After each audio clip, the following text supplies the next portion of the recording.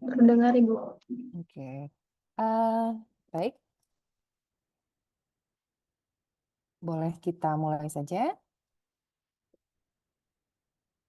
Ini apakah ada berapa orang yang ada di sini? Baru 36 orang. Tidak apa-apa, kita mulai saja. Bagaimana, Anis? Karena saya nanti jam 10 masih ada kegiatan. Boleh, kira-kira? Biasanya emang dikit dulu, ntar Oh, oh, pada wait, wait. Oh, oke, ini baik, saya baik, lagi baik. nungguin ya. Maaf ya, Ibu. Iya. Oh, iya, ya.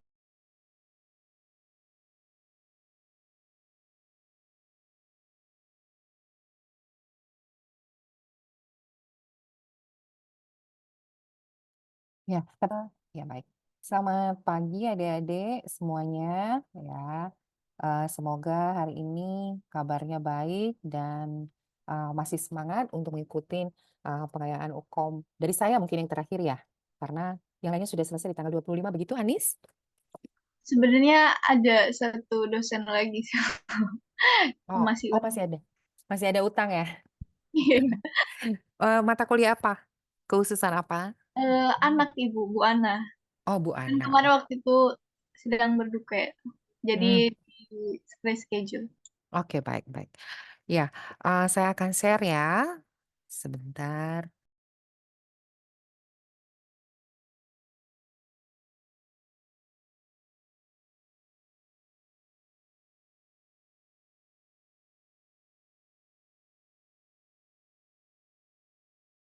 Apakah sudah terlihat semuanya? Sudah ya? Sudah terlihat ya? Oke, sebentar ya.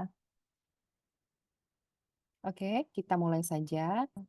Di sini kasusnya adalah seorang perempuan berusia 34 tahun dirawat di rumah sakit jiwa. Hasil pengkajian, pasien mengatakan sering mendengar suara-suara yang ingin membunuhnya dan suara itu sangat menakutkan sehingga membuat pasien kesal dan ingin melempar barang agar suara itu hilang. Suara itu muncul pada saat pasien sendiri.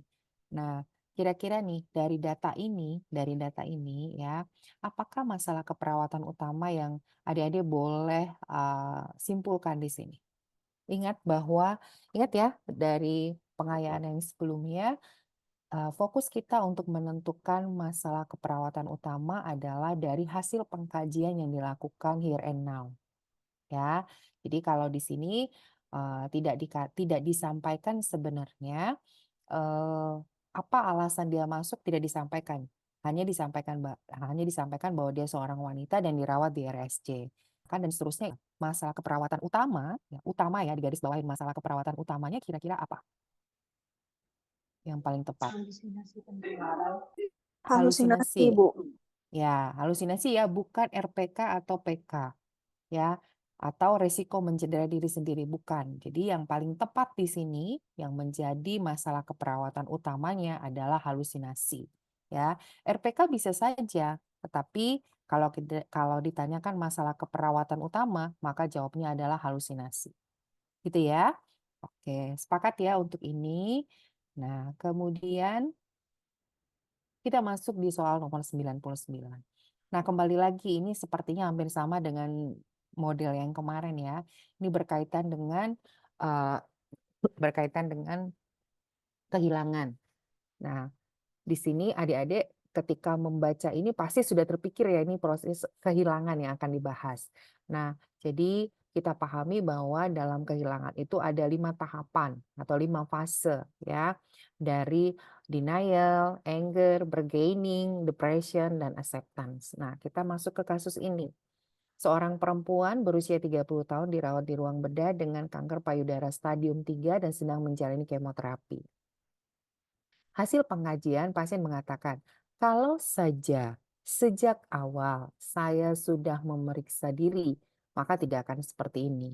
Ini salah saya, ya. Jadi ungkapan pasien ini, ya, apa? Kira-kira masuk ke tahap proses kehilangan apa yang dialami oleh pasien? Tawar-menawar. Tawar-menawar. Sepakat ya? Tawar-menawar ya? Kalau marah, Iya, Bu. ya, kalau marah tidak seperti ini. Marah pasti ada ungkapan rasa kesalnya, ya. Kalau depresi dia lebih cenderung menarik diri, ya. Kalau menerima ada ungkapan yang menyatakan, ya saya sudah siap dengan kondisi seperti ini, ya saya sudah menerima kondisi saya gitu ya. Kalau pengingkaran, ungkapannya pasti menyatakan tidak mungkin saya terkena kanker misalnya ya. Jadi yang paling tepat, yang paling tepat jawabannya untuk kasus ini adalah tawar-menawar, poin E ya. Oke. Nah, kemudian kita masuk ke poin 100 ya. Nah, ini berkaitan dengan TAK. Nah, adik-adik kemarin kita sudah bahas berkaitan dengan TAK ya. Ada TAK yang masuk ke stimulasi persepsi, sensori ya, ada yang orientasi realita, ada yang sosialisasi. Nanti disesuaikan dengan masalah keperawatan utama apa yang ditemukan pada pasien ini. Nih, pada kasus nomor 100, seorang laki-laki berusia 30 tahun dirawat di rumah sakit, ya. Hasil pengkajian, nih garis bawahin di sini, hasil pengkajian, pasien banyak diam, tidak mau bergaul, bicara seperlunya, malas melakukan aktivitas, ekspresi wajah datar, duduk di pojok ruangan. Nah, jadi, ketika membaca hasil pengkajian, adik-adik harus bisa mendeskripsikan ya, atau adik-adik harus bisa mengambil menarik kesimpulan pasien ini diagnosa keperawatannya apa. Itu dulu ya, sebelum nanti kita masuk ke aktivitas terapi kelompok. Karena aktivitas terapi kelompok yang akan ada dipilih itu disesuaikan dengan diagnosa keperawatan apa yang terjadi, diagnosa keperawatan apa yang ada pada pasien. Kalau kita lihat dari hasil pengkajian ini tentunya sudah jelas data mayor dan data minornya itu mengacu kepada isolasi sosial. Sehingga ya kita sudah dapat nih, oh iya diagnosanya isolasi sosial. Maka kira-kira untuk isolasi sosial TAK mana yang paling tepat? Tentu jawabannya adalah apa kira-kira jawabannya? A. Ya, TAK sosialisasi. Nah, itu ya. Jadi, adik-adik juga tetap nanti dibaca nih berkaitan dengan TAK. Ya, TAK-TAK dan kalau baca TAK mungkin boleh dilihat juga sesinya. Karena kadang-kadang ada juga pertanyaan yang dituliskan sudah melakukan sesi ini, selanjutnya melakukan apa, begitu. Oke, oke ya. Jadi poinnya kalau ada kasus seperti ini, hasil pengkajian data-datanya itu kalian analisis, kemudian tarik kesimpulan masalah keperawatan pasiennya apa, kemudian nanti masalah ini dicocokkan dengan jenis TAK yang cocok untuk diagnosa ini. Nanti lihat di dalam option pilihannya gitu. Oke, kita masuk ke nomor 101. Kita baca di sini ya. Seorang laki-laki berusia 38 tahun dirawat di RSJ karena di rumah mendengar suara-suara, menyuruh memukul, senang sendiri dan berbicara sendiri. Jadi data yang saya sebutkan di awal ini adalah alasan masuknya. Ya, ini adalah alasan masuk dia dibawa ke rumah sakit atau alasan masuk dia dirawat di rumah sakit. Nah, hasil pengkajian here and now-nya adalah kalimat yang selanjutnya. Nih, dari hasil pengkajian, pasien mengatakan malu berbicara dengan orang lain dan lebih senang sendiri, kontak mata kurang, rambut kotor, kuku panjang. Kira-kira nih, apa tindakan keperawatan yang tepat pada kasus tersebut? Nah, kita potong dulu dari hasil pengkajian. Menurut adik-adik nih, dari hasil pengkajian pasien mengatakan malu berbicara dengan orang lain dan lebih senang sendiri, kontak mata kurang, rambut kotor, dan kuku panjang. Kira-kira masalah keperawatan yang dialami oleh pasien ini apa? Itu dulu kan, kita harus tahu dulu masalahnya. Nanti setelah itu baru kita akan masuk ke tindakan keperawatan yang tepat. Oke, jadi menurut adik-adik di sini masalah keperawatannya apa? HDR, Ibu. Harga diri rendah? Oke, ada yang punya pendapat yang lain? Defisit eh itu kebersihan diri. Defisit perawatan diri? Ada lagi? Kalau Isolasi saya sosial, Ibu. sosial Ibu. Isolasi sosial? Isolasi sosial. Ada lagi? Nah, coba kita lihat. Malu berbicara dengan orang lain dan lebih senang sendiri. Dia malu bicara dengan orang lain kan? Karena dia malu bicara, makanya dia lebih senang sendiri kan? Bener ya? Nah, kontak mata kurang itu bisa pada HDR, bisa pada isolasi sosial. Jadi sebenarnya yang paling tepat diagnosanya ini adalah harga diri rendah. Nah, di dalam pohon masalah kan bisa kita lihat harga diri rendah itu menyebabkan isolasi sosial, gitu kan? Dari isolasi sosial karena dia malas melakukan apapun, maka akan muncul namanya defisit perawatan diri. Kalau dari panahnya, adik-adik bisa bayangkan dulu ya analisa data ya. Di sini paling bawah itu HDR, paling bawah itu HDR, ke atasnya ISOS. Dari ISOS kita ambil panah ke sebelah kanannya untuk defisit perawatan diri. Nah, jadi kalau saya lebih memilih di sini pasien ini adalah pasien dengan harga diri rendah kronik ya. Jadi itu ya. Nah, kalau defisit sebenarnya tiga-tiganya ada, tapi yang kalau kalau kita pilih yang paling tepat untuk kasus ini adalah harga diri rendah. Oke. Nah, kalau kita sudah tahu nih harga diri rendah kronik merupakan diagnosanya, maka apa nih yang harus kita ini kan? Kita pilih. Sebentar, sebentar. Sebentar. Pangkajian mengatakan malu bicara online lebih senang sendiri. Oh sorry, isolasi sosial. Maaf ya Anissa dan teman-teman. Maaf, Ibu nge-lag nih. Oke, ISOS ya. Sorry, bukan HDR. Nah, ISOS. Ya, jadi yang paling tepat di sini isolasi sosial. Oke, maka tindakan keperawatannya apa? Kira-kira? Melatih cara berkenalan secara bertahap, Ibu. Ya, jawaban yang paling tepat adalah C. Oke, jadi 101 ini masalahnya adalah isolasi sosial dan latihannya, tindakan keperawatan yang tepat adalah melatih cara berkenalan secara bertahap, gitu ya. Oke, kita masuk ke sini. Nah, kalau ini udah pastilah kalian tahu ya diagnosanya apa ya. Ya, udah pasti ya tahu ya diagnosanya adalah harga diri rendah. Nah, kira-kira nih, perawat sudah mengidentifikasi aspek positif dan kemampuan yang dimiliki oleh pasien.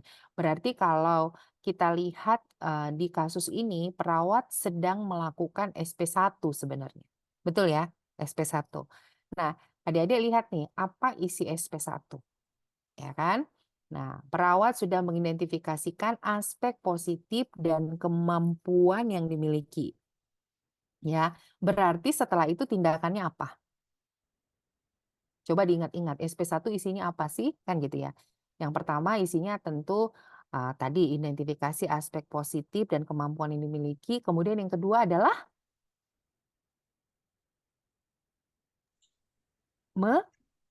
Memilih. Memilih kemampuan. ya, yang kedua bersama pasien memilih kemampuan untuk dilatih. Nanti setelah itu baru melatih kegiatan yang pertama kan gitu. Nah, misalnya untuk SP selanjutnya melatih kegiatan yang kedua, begitu ya seterusnya. Jadi mohon dipahami dulu step by step dari setiap SP. Karena ternyata banyak soal-soal yang sudah kita bahas dari pertemuan pertama, kedua, dan sampai yang ketiga, itu beberapa soal mengacu kepada tahap-tahap yang akan dilalui. Setelah ini apa yang dilakukan, gitu kan? Setelah melatih ini apa yang dilakukan. Jadi jangan hanya sekilas adik-adik membaca, tetapi memahami setiap SP-SP dan poin-poin dalam setiap SP di setiap diagnosa. Jadi yang menjadi kompetensi masalah gangguan jiwa untuk S1 atau untuk profesi nurse itu adalah 7 diagnosa ya. Jadi HDR, ISOS, ya halusinasi, kemudian RPK, PK, WAHAM, RBD dan defisit perawatan diri. Oke. Next kita masuk ke nomor 103. Ya. Di sini dibawa keluarga ke poli psikiatri. Keluarga mengatakan sudah 2 bulan tidak keluar rumah, tidak mau kuliah, menolak dikunjungi oleh teman kuliahnya dan jarang mandi. Ya. Hasil pengkajian pasien mengatakan lebih senang sendiri, kontak mata tidak dapat dipertahankan dan lebih banyak menunduk. Kira-kira menurut adik-adik masalah keperawatan pasien ini apa? Isolasi sosial, Ibu. Oh ya, betul ya. Sangat sangat sangat ini ya, jelas sekali sebenarnya ini isolasi sosial ya. Semoga tidak ada yang salah nih jawabannya. Benar ya, isolasi sosial. Apa tindakan keperawatan yang tepat pada pasien tersebut? Kira-kira apa? tindakan keperawatan yang tepat pada pasien tersebut. Nah, kembali lagi ke step-stepnya. Kita mulai dari yang pertama SP1 dulu, gitu kan? Apa isi dari SP1? Yang pertama apa tadi? Mengidentifikasikan penyebab, begitu kan ya? Mengidentifikasikan penyebab, kemudian identifikasi keuntungan kerugiannya, baru nanti mengajarkan cara berkenalan. Jadi poin yang paling tepat dilakukan yang pertama sekali adalah poin C. Ya, mengidentifikasi penyebab menyendiri. Gitu ya. Paham kira-kira? Ada diskusi di sini? Aman Paham, ya? Ibu. Paham, Paham, Ibu. Bu. Aman. Oke ya. Next kita masuk ke 104. Oke. Nah, kalau 104 ini berkaitan dengan prinsip etik ya. Ya. Seorang laki-laki berusia 43 tahun sudah 1 bulan dirawat di RSC. Hasil pengkajian, pasien masih berbicara kacau, afek datar, mondar-mandir, menyendiri, malas mandi, sulit berkonsentrasi. Nah, dokter menyarankan untuk dilakukan ECT, namun ternyata keluarganya menolak. Ya. Nah, apakah prinsip etik keperawatan yang berhubungan dengan kasus tersebut? Coba, kira-kira jawabannya apa? Autonomi, Bu. Autonomi. Autonomi, Bu. Autonomi, betul. Yang lain? Setuju? Kita sepakat ya otonomi. Betul sekali ya adik-adik. Jadi eh, ternyata prinsip etik itu bisa juga eh, menjadi soal ya di uji kom ya di uji kom. Jadi adik-adik harus paham dulu ada berapa prinsip etik ya. Kalau saya tidak salah ada 6 ya sepertinya ya. Jadi yang pertama tadi kita bicara tentang ini fidelity. Fidelity itu bicara tentang apa sih gitu ya. Ada harus paham itu fidelity apa. Oh, fidelity itu ketika seorang perawat berjanji maka dia harus menepati janji gitu. Ya, misalnya akan bertemu 15 menit kemudian, maka tepatilah janji itu. Itu namanya fidelity. Jadi janji itu bukan hanya kepada bukan hanya kepada pasien saja, tapi juga kepada keluarga jika kita sudah janji dengan keluarga. Itu fidelity ya. Kemudian tadi otonomi. Otonomi itu ya kita diberikan keluarga atau pasien diberikan apa namanya kesempatan menghormati lebih kepada menghormati hak pasien. Pasien berhak untuk menolak, berhak untuk menyetujui, kan begitu. Ya kan? Nah, kemudian ada namanya beneficent. Beneficent itu berarti melakukan hal-hal yang terbaik buat pasien. Gitu. Ada yang non malefisien. Non malefisien itu tidak melakukan bahwa asuhan keperawatan yang kita berikan itu tidak merugikan pasien gitu ya. Kemudian ada yang namanya justice juga. Justice itu bersikap adil bagi semua pasien. Jadi diperlakukan sama. Kemudian ada lagi aspek yang lain namanya veracity. Veracity itu kejujuran ya, berkata jujur ya kepada pasien maupun keluarganya. Jadi itu ada beberapa prinsip-prinsip etik yang adik-adik harus pahami. Siapa tahu nanti di uji kom untuk periode ini ternyata eh, keluar nih soal yang berkaitan dengan etik. Begitu ya? Oke. Berarti nomor 104 ini sepertinya semuanya benar nih ya, otonomi. Oke. Kemudian kita lanjut di 105. Seorang perempuan berusia 32 tahun dirawat di rumah sakit jiwa. Hasil pengkajian pasien mengeluhkan kalau dirinya tidak menarik, merasa tidak percaya diri jika bertemu dengan orang lain.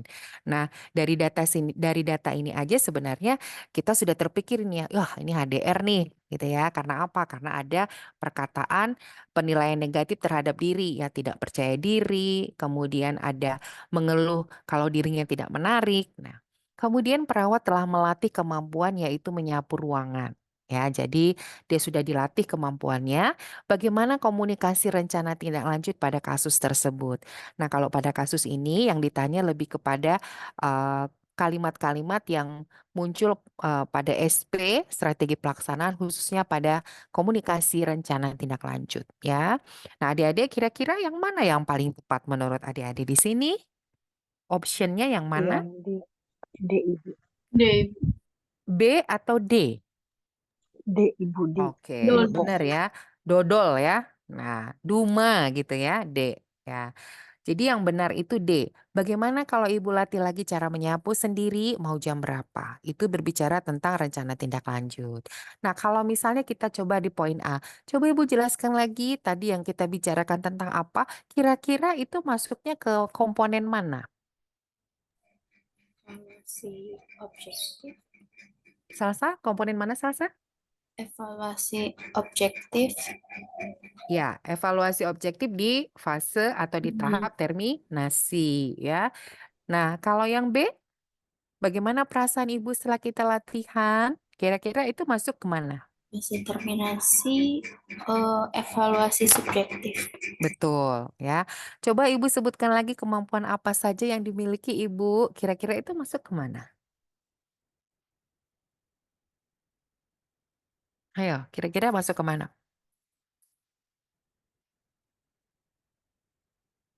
Hmm? Ayo,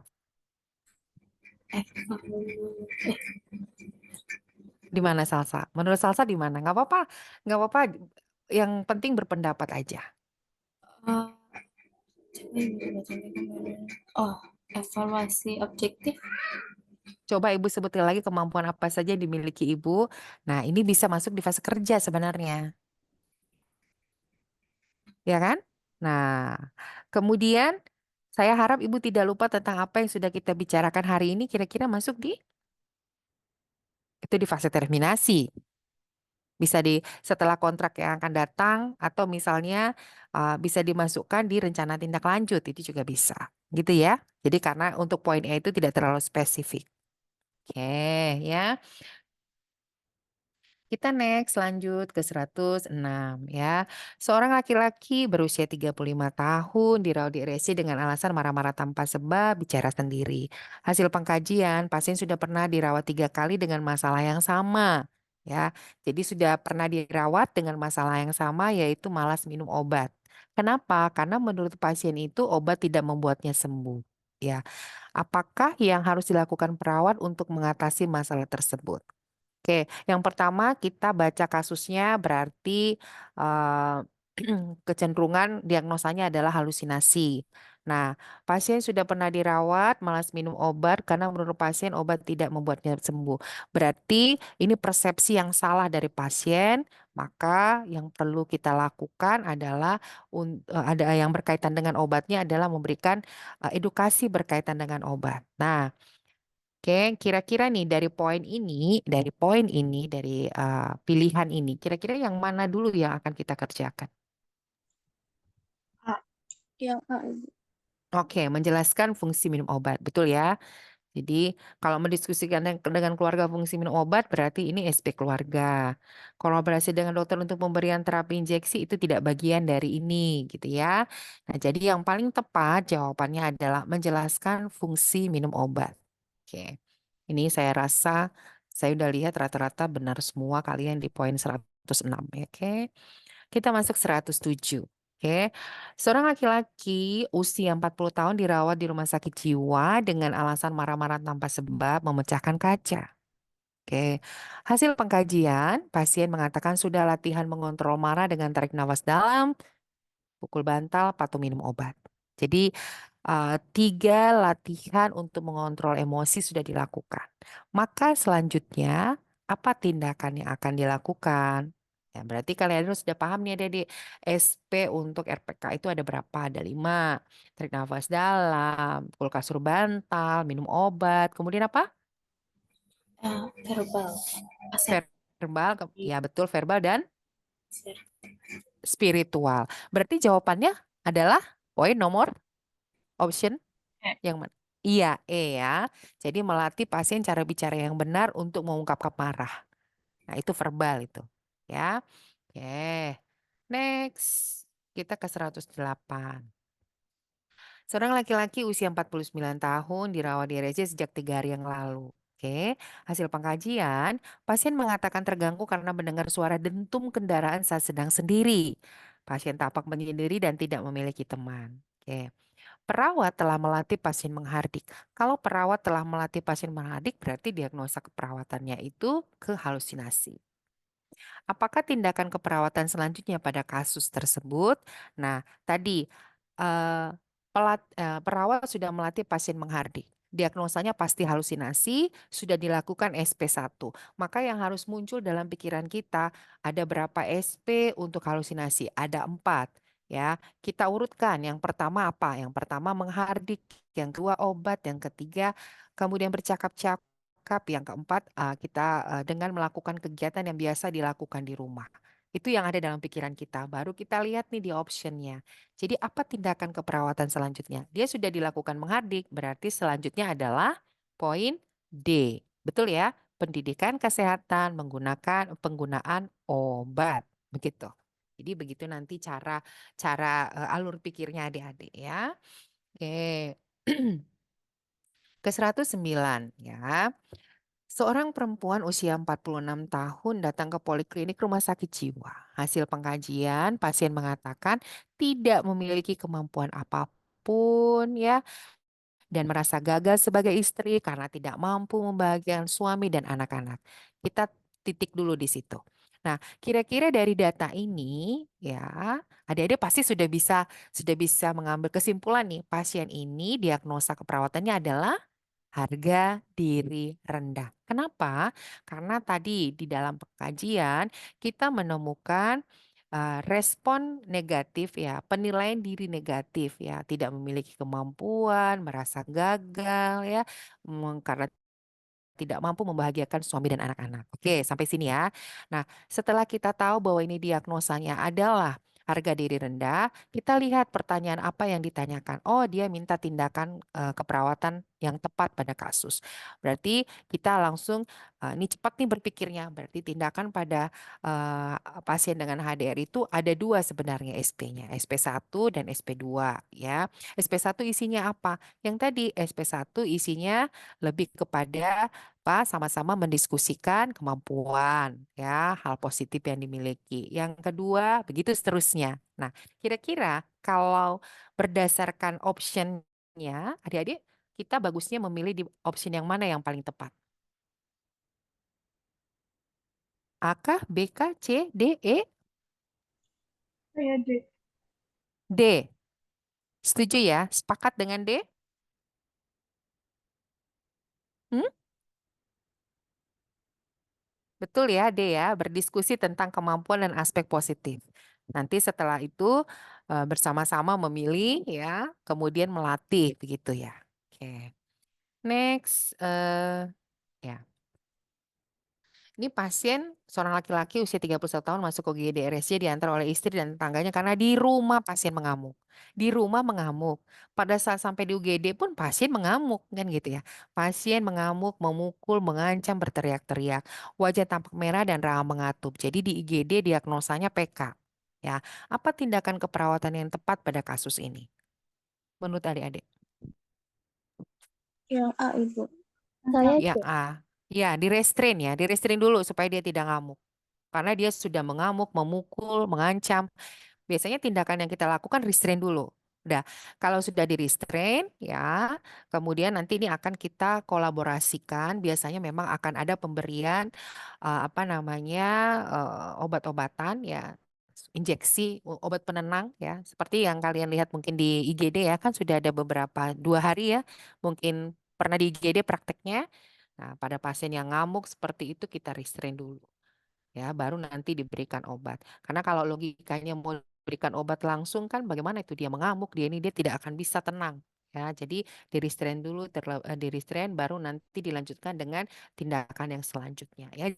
Jadi jawabannya adalah A. Oke. Kita masuk ke nomor 111 ya. Seorang laki-laki usia 15 tahun datang ke poliklinik diantar oleh orang tuanya. Oke ya. Hasil pengkajian didapatkan, pasien mengatakan merasa dirinya jelek, bodoh, dan tidak berharga. Oke, ya, hasil pengkajian pasien mengatakan dirinya jelek, bodoh, dan tidak berharga. Diagnosa keperawatannya harga diri rendah. Oke, perawat menjadwalkan pertemuan selanjutnya untuk melakukan tindakan, yaitu menggali kemampuan yang dimiliki sehingga pikiran-pikiran negatif itu dapat berubah menjadi pikiran positif. Ya, apakah terapi yang perawat lakukan pada kasus tersebut? Kira-kira adik, terapinya apa? terapi kognitif, Ibu. Ya, benar ya. Bukan terapi individu, terapi kelompok, terapi keluarga, tapi lebih kepada terapi kognitif. Terapi kognitif itu fokusnya kepada tadi mengubah pikiran-pikiran negatif menjadi pikiran yang lebih positif. Kalau terapi perilaku itu kepada perilakunya, ya. Lebih kepada perilakunya. Misalnya pada pasien yang marah, ya marah dengan mengajarkan cara marah yang baik, ya itu juga masuk ke terapi perilaku. Tapi kalau bicara berkaitan dengan kemampuan kognitif, ya contoh terapi kognitif itu banyak sebenarnya. Salah satu afirmasi gitu ya. Nah itu terapi kognitif. Jadi bedakan itu ya adik-adik ya. Kalau perilaku itu perilakunya yang akan diubah. Kalau kognitif pikirannya gitu ya. Jadi jawaban yang benar adalah terapi kognitif. Oke. 112 ya. Nah, 112 ini berkaitan dengan teknik komunikasi ya. Benar ya? Nah, seorang perempuan usia 23 tahun dirawat di ruang bedah RSU pos amputasi karena kecelakaan motor. Hasil pengkajian, pasien terlihat menangis, murung berkali-kali dan mengatakan mengatakan rasa ketidakpercayaan bahwa dia mengalami kecelakaan dan kehilangan kakinya. Apa respon yang harus perawat lakukan pada kasus tersebut? Ya. Jadi kalau kita lihat di sini kalau dari sisi fase tahap-tahap kehilangan dia masih masuk ke dalam denial ya. Nah, kalau kita lihat dari pertanyaannya, respon apa yang harus dilakukan pada kasus tersebut? Ini berkaitan dengan tindakan keperawatan yang dikaitkan dengan komunikasi terapeutik. Jadi menurut adik-adik, ketika pasien mengungkapkan ketidakpercayaan, menangis, murung, kira-kira apa yang akan kita lakukan? Hmm? Mendengarkan. Mendengarkan. Jadi poinnya yang benar adalah active listening. Ya, mendengarkan dengan aktif. Ya, jadi tidak perlu divalidasi dulu, kita dengarkan dulu, ya. Nah, kita dengarkan, kita berikan sebenarnya mendengarkan komunikasi terapeutik active listening ini sebenarnya memberikan kesempatan kepada pasien untuk mengungkapkan apa yang dia rasakan, termasuk di sini ya rasa ketidakpercayaan dia atas kehilangan kakinya. Ya, jadi adik-adik boleh juga nanti baca-baca lagi ya teknik-teknik komunikasi terapeutik ya, validasi itu kapan digunakan ya, kemudian nanti silent kapan digunakan ya, humor kapan digunakan, itu ada saja nanti kadang-kadang muncul ya, walaupun jarang diuji kom tapi kadang-kadang bisa muncul. Termasuk mekanisme coping, jenis-jenis mekanisme coping lumayan sering muncul ya, apa itu proyeksi, reaksi formasi dan seterusnya gitu ya. Oke. Kemudian kita masuk ke 113 ya. Ini berkaitan dengan keluarga ya. Eh, Seorang perempuan 58 tahun, keluarga dari pasien yang dirawat di RSC dengan masalah halusinasi dengar. Pasien memasuki hari 14 masa perawatan. Jadi pasiennya itu sudah 14 hari dirawat dan kemungkinan sudah akan pulang. Mungkin keluarganya ini datang untuk menjenguk atau untuk menanyakan proses kepulangan, kira-kira seperti itu ya. Hasil pengkajian keluarga didapatkan keluarga tidak mengetahui apa yang harus dilakukan untuk persiapan pasien pulang. Ya, keluarga menyatakan belum mampu dan tidak tahu bagaimana cara merawat pasien selama di rumah. Apakah tahap awal pendidikan kesehatan yang harus dilakukan perawat pada kasus di atas? Kira-kira adik-adik memilih yang mana? Karena banyak juga yang benar nih jawabannya saya lihat. Milih yang mana? Melatih keluarga? Atau seperti apa? Hmm? Saya kemarin jawabnya yang A, Ibu. Saya juga, Eh, Kak. Yulia jawabnya A. Ya, langsung melatih ya. Jawabnya itu sebenarnya ya jawabnya yang pertama itu adalah E dulu. Kenapa? Karena tadi kan keluarga itu dia mengatakan bahwa tidak tahu bagaimana cara merawat gitu. Nah, kalau kita masuknya ke poin E, berarti kan kita menjelaskan masalah dulu ya. Apa masalah yang dialami pasien? Ini sama seperti misalnya adik-adik fungsi perawatan keluarga. Ya, keluarga mengenal masalah dulu. Ya, keluarga harus tahu dulu apa itu halusinasi contohnya, karena di sini konteksnya halusinasi. Ya, apa itu halusinasi, apa tanda dan gejalanya. Setelah dia tahu apa itu halusinasi, tanda dan gejala, baru kita masuk kepada melatih keluarga gitu ya. Setelah itu baru melatih keluarga bagaimana cara-cara yang harus dilakukan ketika pasiennya ini mengalami halusinasi di rumah. Itu dulu. Jadi tidak bisa melatih keluarga secara langsung, namun menjelaskan dulu masalah yang dialami pasiennya gitu ya. Gitu. Itu ya kalau menurut saya. Ya. Oke. Karena kan pada tahap awal pendidikan ya, ingat garis bawain kata kuncinya sebenarnya tahap awal sih. Tahap awal itu kan nggak bisa langsung kita melatih kan.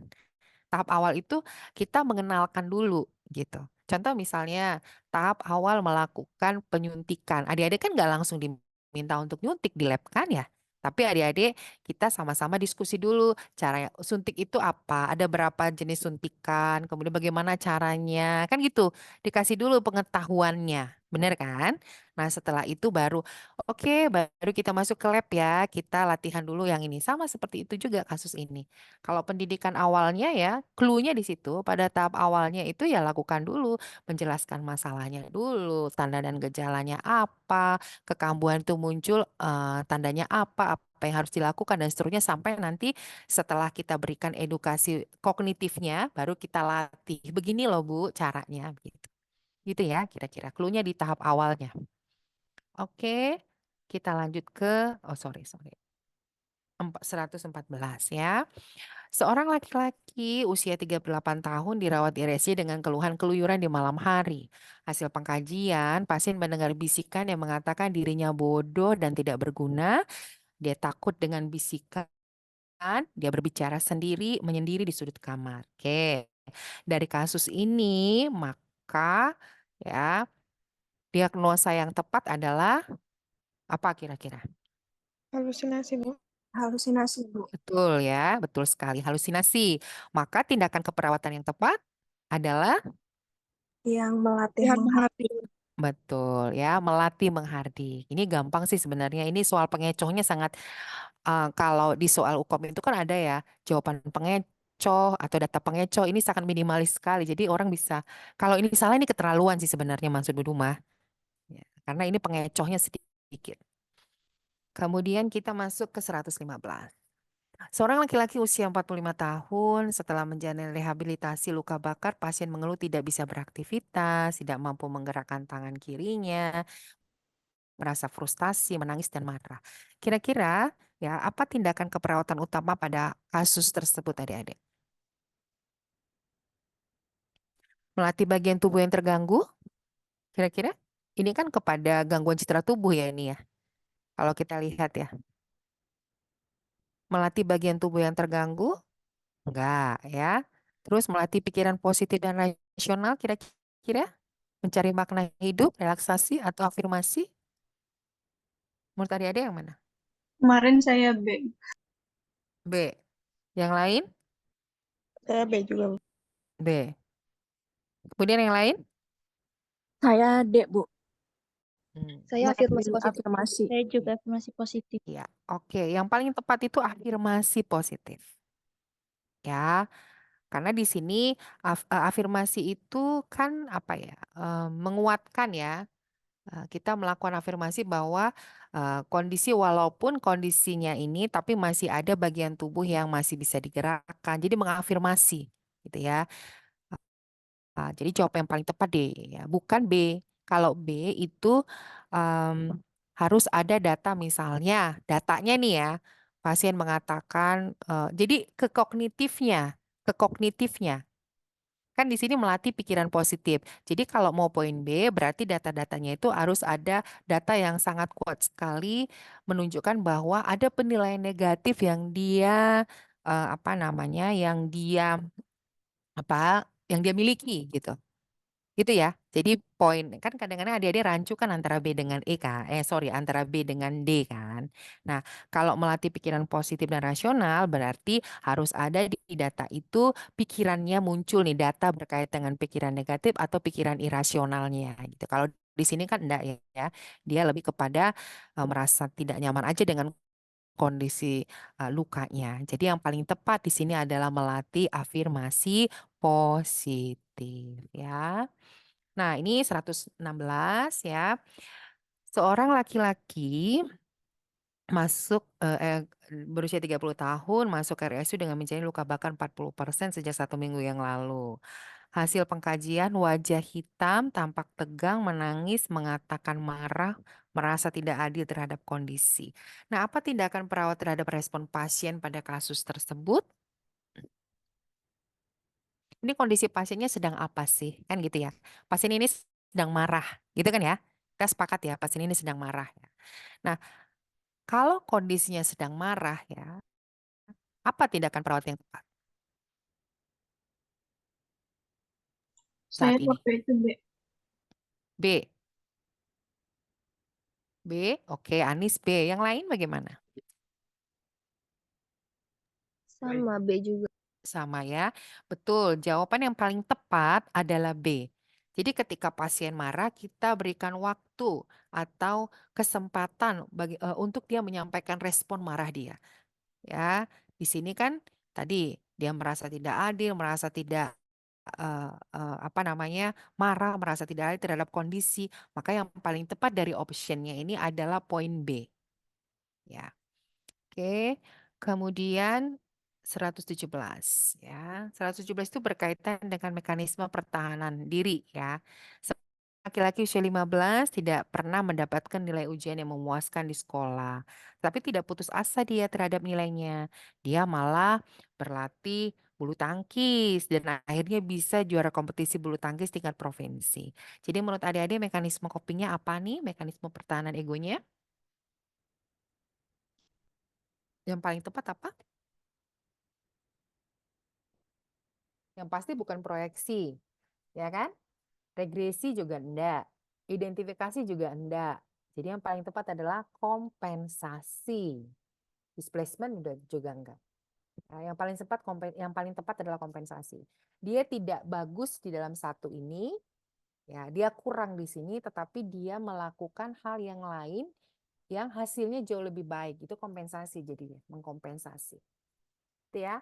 Jadi ternyata adik-adik juga harus belajar nih berkaitan dengan mekanisme coping nih atau mekanisme pertahanan ego karena ada beberapa soal yang muncul nih, yang bisa muncul ya berkaitan dengan pertanyaan-pertanyaan ini. Oke, kita lanjut ke 118. Seorang perempuan berusia 20 tahun dirawat di ruang bedah RSUD pasca amputasi pada kaki kirinya. Hasil pengkajian, pasien mengatakan dirinya tidak berharga, murung, sedih, dan menolak melihat kaki kirinya. Apakah tindakan keperawatan pada kasus tersebut? Kira-kira menurut adik-adik tindakan keperawatannya apa? Dia merasa tidak berharga, ya, sedih, ya, menolak melihat kaki kirinya. Kira-kira prinsipnya bukan tindakannya, prinsipnya. Ini kan pasiennya sudah mengalami apa? Masalah? Meningkatkan harga diri pasien. Ya, betul. Jadi masalahnya di sini adalah berkaitan dengan harga diri ya. Berkaitan dengan harga diri, konsep diri, komponen yang terganggu adalah mungkin di citra tubuhnya karena menolak kaki kirinya, kemudian dia juga pasca amputasi. Maka prinsip tindakan bagaimana cara kita untuk meningkatkan harga diri pasien. Jadi jawabannya adalah C. Kalau saya lihat kalian hampir 90% ini jawabannya benar ya, C. Oke, 119. Nah, ini bicara tentang faktor predisposisi. Ini mungkin nggak terlalu sulit ini adik-adik ya. Seorang laki-laki usia 37 tahun dibawa keluarganya ke psikiatri rumah sakit jiwa. Keluarga mengatakan pasien pernah melakukan upaya bunuh diri, pasien cerai dengan istrinya 1 tahun lalu dan berpisah dengan anaknya. Semua hartanya dibawa istrinya dan baru 1 bulan lalu di PHK dan keluarga tidak ada yang peduli. Kira-kira faktor predisposisi pada pasien di atas menurut adik-adik apa? Yang D, Bu. D. Dicerai istri 1 tahun lalu. Sepakat ya? Ya, sepakat ya. Nah, ini jawaban yang tepat ya. Oke. Nah, ini Mau 120. Seorang perempuan usia 32 tahun dibawa keluarga ke IGD RSJ karena marah-marah merusak kaca rumah, membanting barang-barang. Keluarga mengatakan pasien sudah pernah dirawat di RSJ 3 tahun yang lalu, di PHK satu tahun yang lalu, sejak 4 minggu yang lalu pasien tidak minum obat, tidak mau keluar kamar, dan menolak mandi. Presipitasinya menurut adik-adik yang mana? Yang A. Yang minum obat. Ya, A ya, karena stresornya tadi masih berlangsung masih baru saja terjadi ya, jadi tidak minum obat. Oke. Nah, oke. Ya, saya stop dulu. Nah, jadi ini ya adik-adik kita sudah bahas tadi ada kira-kira berapa soal itu? 18 atau 20 soal yang kita bahas dan tadi saya melihat sebagian hampir seluruhnya sih ini ya, saya yakin jawaban kalian itu banyak yang benarnya berkaitan dengan ini.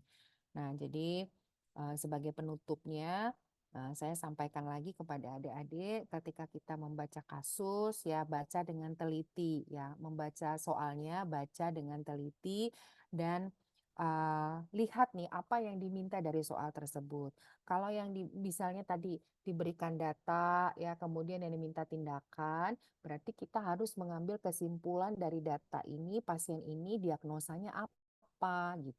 Kalau dia diagnosanya misalnya isolasi sosial yang diminta tindakan, maka cari di optionnya tindakan mana yang mengacu kepada SPSP isolasi sosial. Begitu ya. Nah, kemudian kalau yang diminta adalah tindakan selanjutnya, maka kita harus paham dulu SP1 apa, 2 apa, 3 apa, supaya nanti ketika sudah seperti kasus tadi lah ya, sudah melakukan latihan menghardik, maka apa yang akan dilakukan selanjutnya. Nah, gitu. Jadi poin-poinnya di situ ya, Dek. Pahami baca soalnya dengan baik dan teliti, tidak perlu terburu-buru, tenang, karena kalau kita tenang kita akan lebih fokus gitu ya. Kemudian kenali data-datanya, data-data mayor, data-data minornya. Kemudian dari data tersebut coba buat diagnosis keperawatannya apa, kemudian nanti sesuaikan dengan pertanyaan yang diminta. Pertanyaan bisa tindakan, bisa sudah diberikan tindakan-tindakan selanjutnya apa, ya kan? Kemudian bisa juga pertanyaan itu mengacu kepada terapi aktivitas kelompok apa, nah gitu. Jadi itu ya. Nah, pahami SP bukan hanya ternyata SP pasien, tapi juga SP keluarga. Di samping itu, selain tadi konteksnya ke masalah gangguan jiwa, ternyata dari 3 kali kita try out di keperawatan jiwa, ada beberapa soal yang mengacu kepada masalah psikososial, ya kan ya. Jadi nggak hanya masalah keperawatan jiwa saja, diagnosa jiwa, tapi ada juga masalah psikososial. Ada yang kehilangan, ada yang tadi gangguan citra tubuh, ya. Cuman ada yang keputusasaan, kadang-kadang ada juga yang keputusasaan dan ketidakberdayaan. Nah, jadi adik-adik juga harus pahami 5 diagnosa itu, ya. 1, kecemasan. Ya, yang kedua gangguan citra tubuh, yang ketiga ketidakberdayaan, keputusasaan yang keempat, yang kelima itu distres spiritual. Jadi itu ya kompetensi-kompetensi diagnosa yang harus ada dibuka lagi, lihat lagi SP-nya begitu. Ya, supaya nanti di dalam proses menjawab soal pun kalian bisa. Begitu ya. Mungkin itu pesan dari Bu Duma ya. Tetap semangat ya, yakin ya, percaya ya. Kalau di awal-awal kita sudah bilang, aduh kayaknya saya nggak lulus nih, ucapan itu adalah doa. Jadi jangan ucapkan itu. Ya, adik-adik bilang pasti saya bisa. Ya, pasti saya bisa. Tapi pasti saya bisa pun bukan berarti kita tidak belajar ya. Ya, karena usaha tidak akan pernah mengkhianatin hasil gitu. Jadi semangat buat kalian semua. Saya yakin kalian bisa dan doa Bu Duma adalah kalian semuanya lulus untuk uji kom. Gitu ya. Karena itu apa sih yang bisa saya berikan ya kan? Pasti doa saya saja buat kalian. Kalian sehat semuanya itu dulu. Sehat semuanya ya. Nggak ada yang sakit, semangat belajarnya dan lulus ujian. Gitu ya. Oke ya. Kalian ujiannya kapan ya? Tanggal berapa ya? Bu Duma lupa. Kemarin pernah disampaikan tapi Bu lupa tanggal berapa ya? Tanggal 30, Ibu. Oh, tanggal 30 ini ya? Iya, Ibu. 29 kan ininya kan ya, apa namanya, biasanya sehari sebelum UKOM ya, ada kayak, bukan tryout ya? Tryoutnya ada nggak sih? Udah Ibu tryoutnya waktu itu. Oh, udah ya. Oh, jadi tanggal 30, berarti hari Sabtu ya? Hari Minggu? Sabtu ya? Oke, oke. Ya, waktunya nggak lama ya, 26 ke 30 ya, ada waktu lagi untuk belajar. Semangat semuanya ya. Ya, tetap sehat ya. Kalau kita sehat, kita bisa melakukan ujian dengan baik gitu ya. Jaga kesehatannya, jangan bergadang ya. Makan yang ini, yang sehat ya. Semangat untuk belajar. Itu saja mungkin dari Bu Duma Adik-adik. Tetap semangat, tetap sehat ya. Saya rasa pertemuan kita hari ini cukup dulu ya. Karena mohon maaf, tadi jam 10 Ibu masih ada kegiatan lainnya. Oke? Ya, saya rasa cukup pertemuan kita hari ini. Selamat. Oh ya, foto dulu ya Anis ya. Iya, Ibu. Oh iya, bener. Saya lupa. Ayo teman-teman yang Boleh ya, on kamera dulu on ya. cam, boleh on cam. Untuk Sasa, minta tolong bantu dokumentasi ya. Kasih. Nanti dikirimkan ke Ibu ya, Anis atau Vida. Nanti silakan dikirimkan ke Ibu ya. Nanti supaya melaporkan ke Kaprodi dan Kajur Profesi Nurse. Baik, Ibu. Monggo silakan, mungkin boleh dibuka. Ya, dari slide 1 dulu. 1, 2, 3. Sebentar. Tahan teman-teman.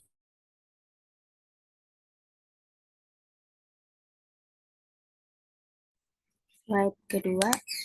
1, 2, 3. Oke, sudah. Oke, baik, terima kasih Salsa. Oke, selamat ya. Saya rasa cukup pertemuan kita hari ini. Silakan melanjutkan aktivitasnya. Selamat ya. Terima kasih Ibu Duma. Sehat-sehat semuanya, sukses ya.